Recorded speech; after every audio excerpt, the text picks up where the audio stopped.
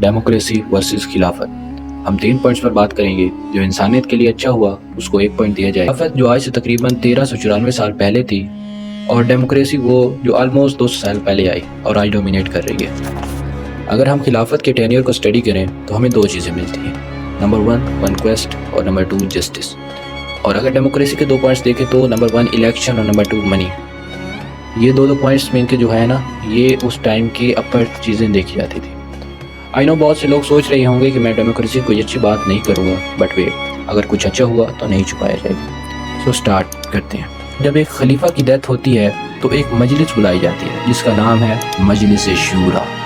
वो मजलिस देखती है कि कौन सबसे ज़्यादा इस ओहदे के लायक है और कौन इसका हक रखता है। सो इसके बाद खलीफा चुन लिया जाता है।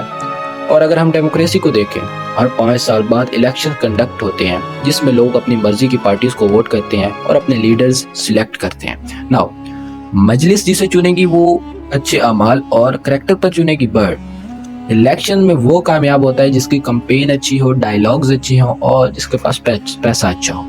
सो आई थिंक खिलाफत गॉट अ पॉइंट, इसमें खिलाफत बढ़ गई है।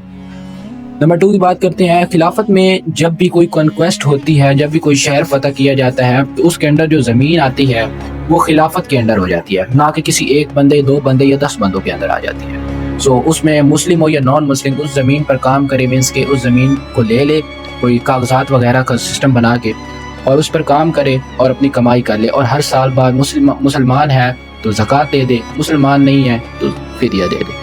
डेमोक्रेसी में ज़मींदारा सिस्टम बन जाता है।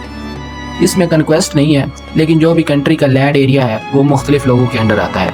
लाइक पाकिस्तान और इंडिया में तो वडेरा सिस्टम बन जाता है। इसमें कोई फिदिया या ज़कात नहीं होती। अमीर अमीर हो जाता है और गरीब नौकर बन जाता है। सो खिलाफत got a point again. But wait, अगर डेमोक्रेसी ने ये लास्ट वाला पॉइंट ले लिया तो डेमोक्रेसी जीत जाएगी, बिकॉज ये पॉइंट हर चीज़ से ज़्यादा अहम है। ये पॉइंट है खून रेजी। खिलाफत में जब भी किसी शहर या किले या किसी भी जगह हमला किया जाता है तो आर्मीज लड़ती हैं और खून रेजी होती है। बहुत से लोग मारे जाते हैं और शहीद होते हैं, जबकि डेमोक्रेसी में कन्क्वेस्ट नहीं होती।